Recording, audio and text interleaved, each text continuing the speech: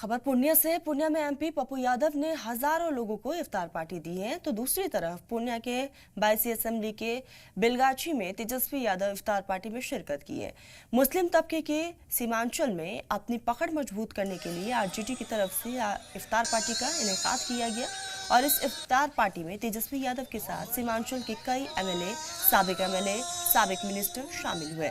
22 विधायक सैयद रुकमुद्दीन की तरफ से ऑर्गेनाइज इफ्तार पार्टी में 5000 से ज्यादा लोगों ने एक साथ इफ्तार किया, तो वहीं पूर्णिया के जिला स्कूल मैदान में सांसद पप्पू यादव ने इफ्तार पार्टी दी है।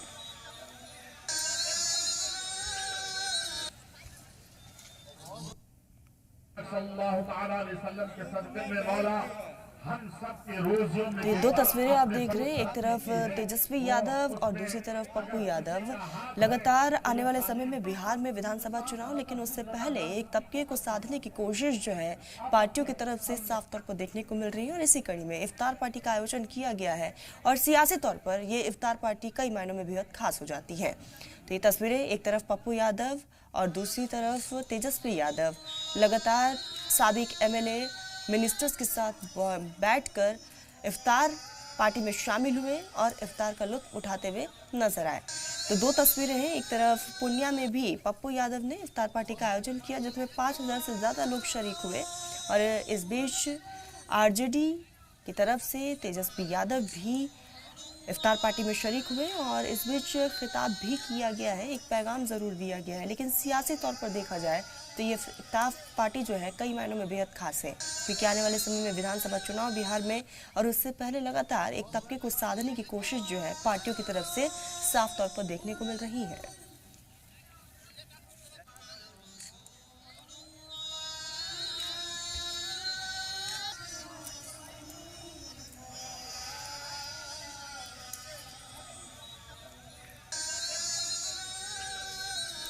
तो 22 में तेजस्वी यादव शामिल हुए और पूर्णिया में पप्पू यादव की तरफ से इफ्तार का आयोजन किया गया जिसमें भारी तादाद में लोग शरीक हुए।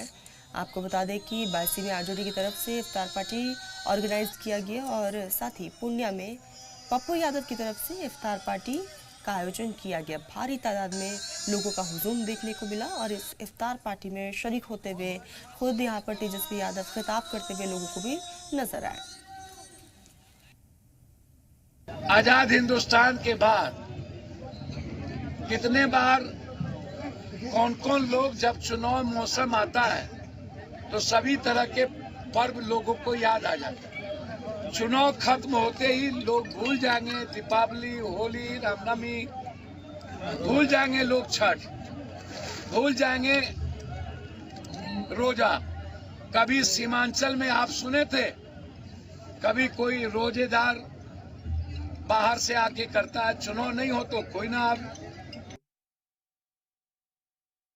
अल्लाह से, परवरदिगार से कामना करते हैं कि अमन, चैन, शांति रहे, भाईचारा रहे और साथ ही साथ आप लोगों ने हमेशा लालू जी को मुझ पर विश्वास जताया। आप लोगों की ताकत की वजह से, फिर शक्तियों से, सांप्रदायिक शक्तियों से हम लोग हमेशा लड़ने का काम करते हैं। ये केवल आप लोगों की ताकत की वजह से है।